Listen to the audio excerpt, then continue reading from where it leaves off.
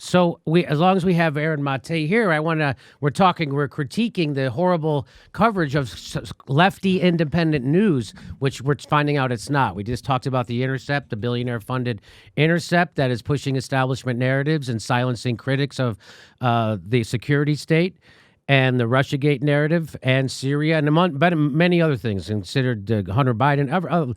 So now we're going to turn our focus on Democracy Now!, because Aaron Mate used to work there at Democracy Now!, and his heart has been broken like the rest of ours over Amy Goodman's Democracy Now!, and here we go. The Senate Intelligence Committee concluded Thursday Russian hackers targeted election systems in all 50 U.S. states during the 2016 election, a much wider operation than previously reported. Now, she just reports this uncritically, unskeptically.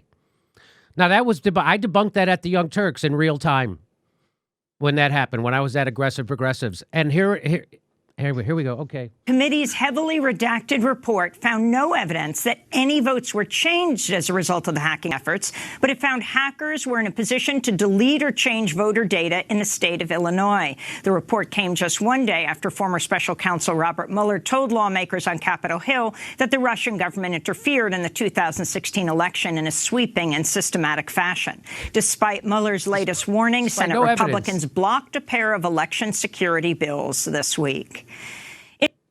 And she doesn't say despite zero evidence. So she's just repeating press releases by the CIA and the NSA and whoever the hell else, and Robert Mueller and the FBI. She's just repeating. Now, Aaron, that's not journalism, right? No, it's stenography, and it's coming from the person who has been so influential to me and so many others in setting a very high bar for what journalism should be. And that's why watching from the outside after I left Democracy Now! In early 2016, so before Russiagate, watching from the outside to see how they got duped by it and peddled things I could never imagine hearing on Democracy Now! Has been very surreal. Let's keep going.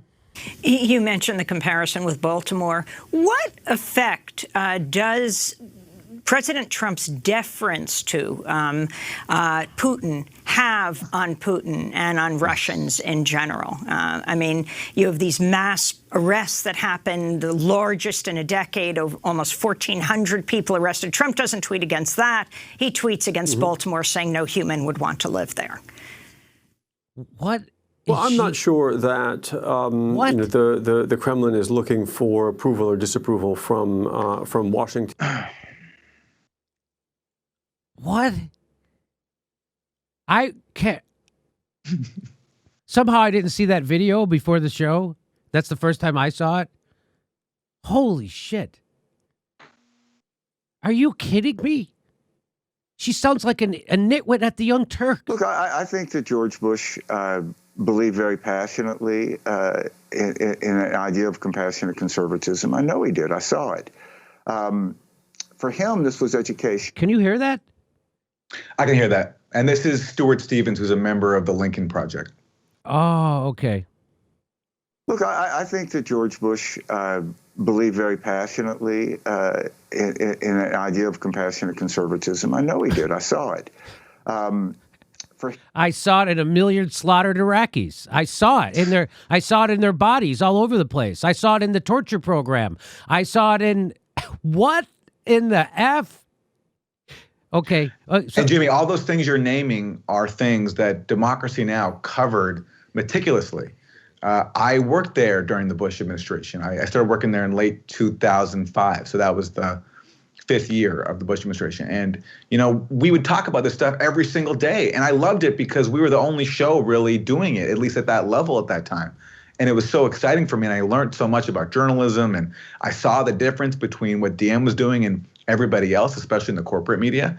And then now in the Trump era, they bring on this former Bush campaign guy to praise George Bush's compassionate conservatism, and they don't push back on him. Like, I wrote them about that one because I was so I couldn't believe it. It's like they've forgotten everything that made them so great, which was exposing all this stuff.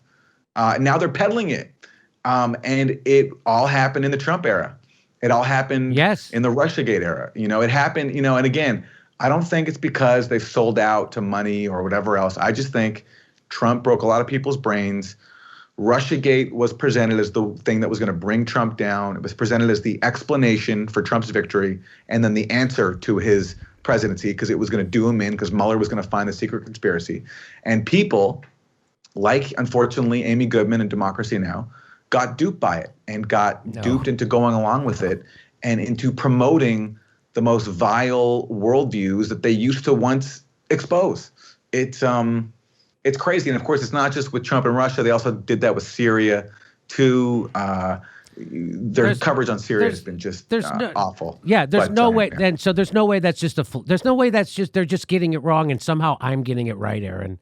That's just not possible. It's not possible that me, literally a nightclub comedian who does spend most of the day high, is getting those stories perfectly correct, and they're unbelievably screwing them up like the National Enquirer. That's how bad they're getting these fucking things wrong. And you're saying they just got duped? Somehow I'm smarter than everybody at Democracy Now! Get the fuck out of here. There's some nefarious shit happening over there. I don't know what it is, but if you really, that's their defense? We're dumber than Jimmy Dore? Not dumber, but you have better critical thinking skills and more integrity.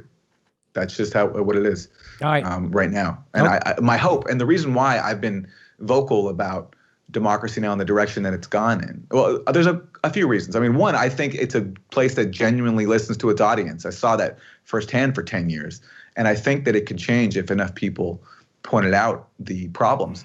And also because I think it's important, because I do think it teaches us a lot about how sophisticated and how effective our Western propaganda system is. That it's not just the corporate outlets that get induced to going along with the establishment narrative. It's the supposed adversarial outlets like Democracy Now! And The Intercept. I worked at KPFK, which was founded as an anti-war radio station, and Democracy Now! Was on that, and she's the leader of Pacific. There, it's the Pacifica Network, and they all turned into a bunch of shit libs because of Amy Goodman's direction, and they were all bringing on people like Cyrus Nance or whatever the fuck that guy's name is. They're bringing. I mean, you can't blame Amy for that. The whole Jimmy. fucking. That's not Amy's fault. The whole state. That's a broader problem on the liberal left, and I know. No, I can blame her for that. Well, of course I can blame her for that. She's the leading person at the frickin' Pacifica. I can blame her for that. She sets the tone for the reporting on Pacifica Network, and it became shit. They all became. I was the only one, me and like one other guy from the antiwar.com who has a show at KPFK, who was telling the truth about Russiagate. They all sounded like MSNBC. I had meetings with the general manager. I'm like, you guys, there's no reason for you, which is why you guys can't raise money. You guys sound just like KPCC. You sound just like the other NPR station in town. There's no difference, except when someone like me comes on. I go, you guys don't get it? They didn't get it. They didn't get that pushing McCarthyism was against their charter. It was developed because we were afraid of a Cold War. We're afraid of a war of a real war during the Cold War. That's when Pacifica was founded as an anti-war radio station, and they became the biggest saber rattlers, the biggest McCarthy smearers. Here, let's listen to this. This was education. And if you go back and you look at his first major piece of legislation as president, it was signing No Child Left Behind, a bill he signed with Ted Kennedy over his right shoulder. I mean, today that would be presented like at a war crimes tribunal of the Republican Party. That vision of what the party could have become, I think, ended on 9/11 when Bush became a wartime president. So there were these different strains in the party. So if you go back to when first President Bush was president, David Duke became the Republican nominee for the Senate down in Louisiana. President Bush actively worked to beat the Republican who was David Duke. They established a committee of Republicans to beat David Duke. And that was the right thing to do. And the party's just lost that sense of right and wrong as being led by Donald Trump. And one of the lessons I really take from this is how much leaders matter. I think the party could have been led in a different direction. So the point of this, you saw this? Are you telling me, Aaron, that you saw this very clip? I remember hearing the segment, yeah. And I tweeted about it, I'm pretty sure.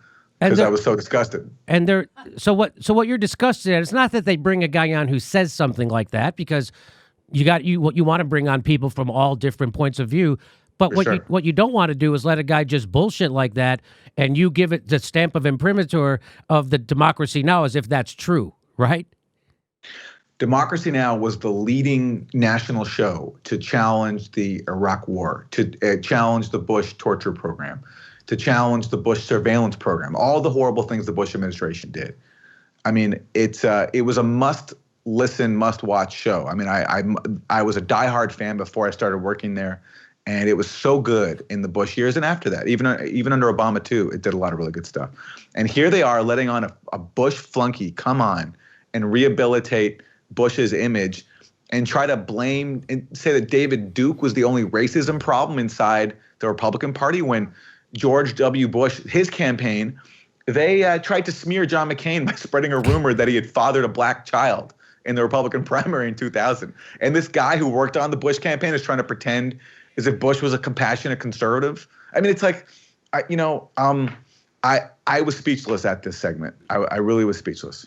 Well, if you want to hear people try to rehabilitate George W. Bush or try to polish the turd that is the Republican Party and our system in general, you can get that on any cable news outlet. That's right. Any of them. That's right.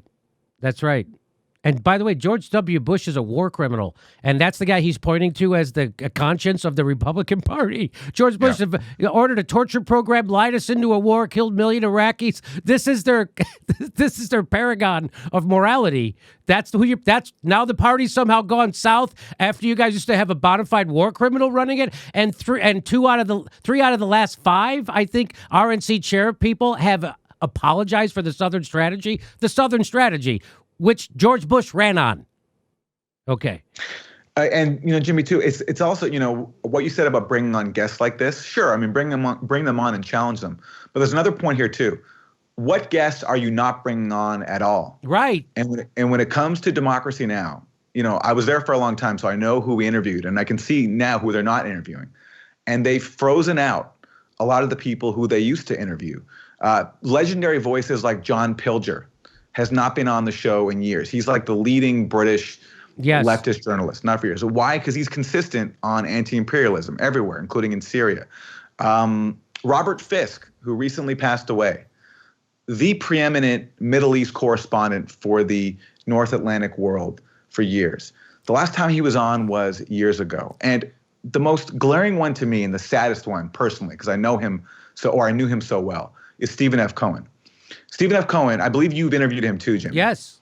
The late professor emeritus of Russian studies at Princeton and NYU changed the field of Russian studies. And I met him at Democracy Now! Because he used to come on all the time. Back when everybody else was pushing whatever the Cold Warrior propaganda was of the day, especially during the Maidan coup in Ukraine, 2013, 2014, Stephen F. Cohen would come on and destroy all of it.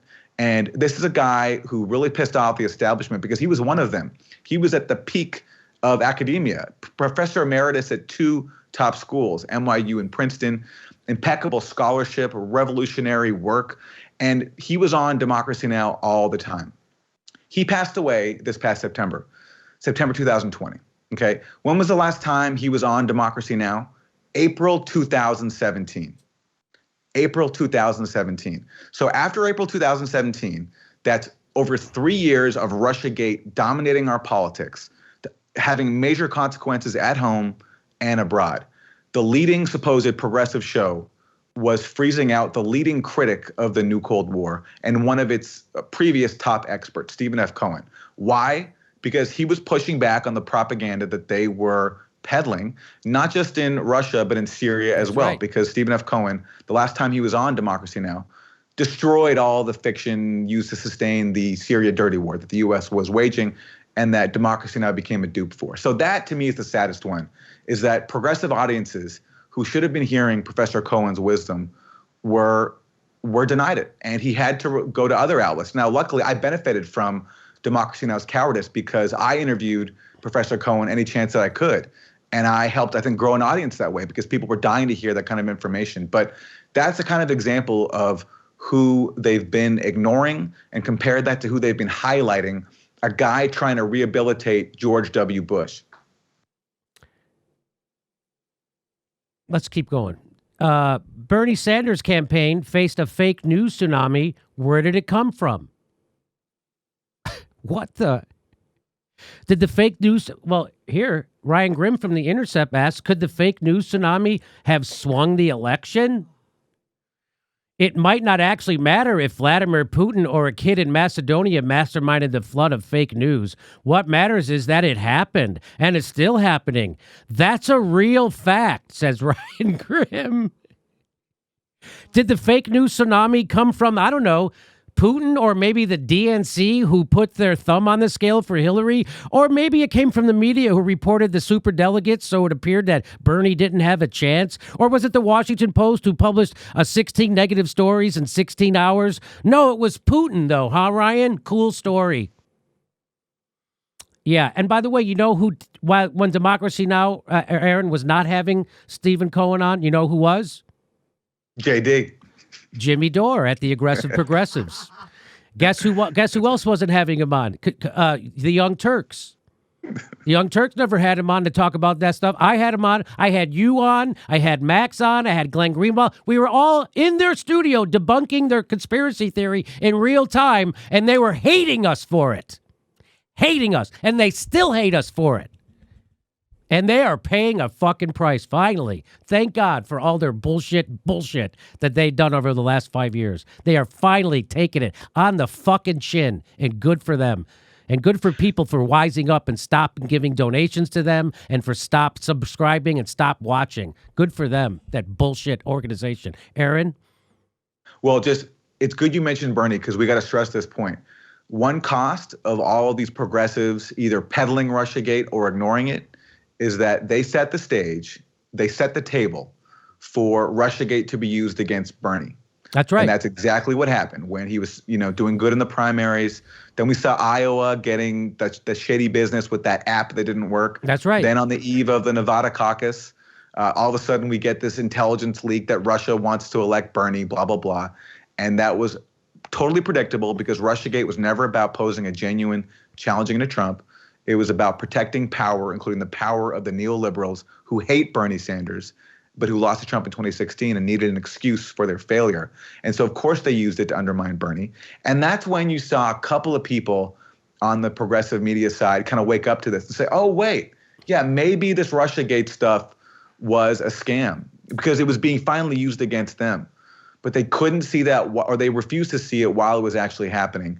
And the refusal to speak out about that helped give it the momentum to keep going and then to hurt Bernie in the end. Yeah, well, and it was weaponized against way more than just Bernie. It was weaponized against the entire left. I mean, it was weaponized against DAPL. It was weaponized against Black Lives Matter. It was weaponized against indie journalists. It was weaponized against activists. It was total neo-McCarthyism. And the whole thing is still incredibly frustrating because I would say that for every one person who maybe paid a bit of a price for Russiagate, there's 5 or 6 people who didn't, and in fact, their careers have been enhanced by it. Oh, look at Rachel Maddow. She became super rich and famous over it. No one paid a price. No, I don't know anybody who's actually paid a price for it. What the Young Turks that they're paying a price for right now is for crossing me in a fucking bullshit underhanded way, and so now I'm just exposing all their garbage. And they didn't. I guess 2 years to do that. By the way, not only do you live in a glass house, but inside that glass house is a 300-pound sweaty guy who's shitting his head off, and the whole place smells like a turd. And so when that rock gets in and that window breaks, everyone's going to smell all that shit that's inside the Young Turks, and now they're smelling it. That's not the best metaphor, but fuck, I was on it. I was really on a roll. It was. I felt sometimes you just got to let it go, extemporaneously. Yeah. Yeah, I know. Hey, everybody, this is the part where I tell you where all our live shows are, but there aren't any. And then this is why I tell you to join our premium program and get extra content, but nobody's got a fucking job. So just enjoy the video.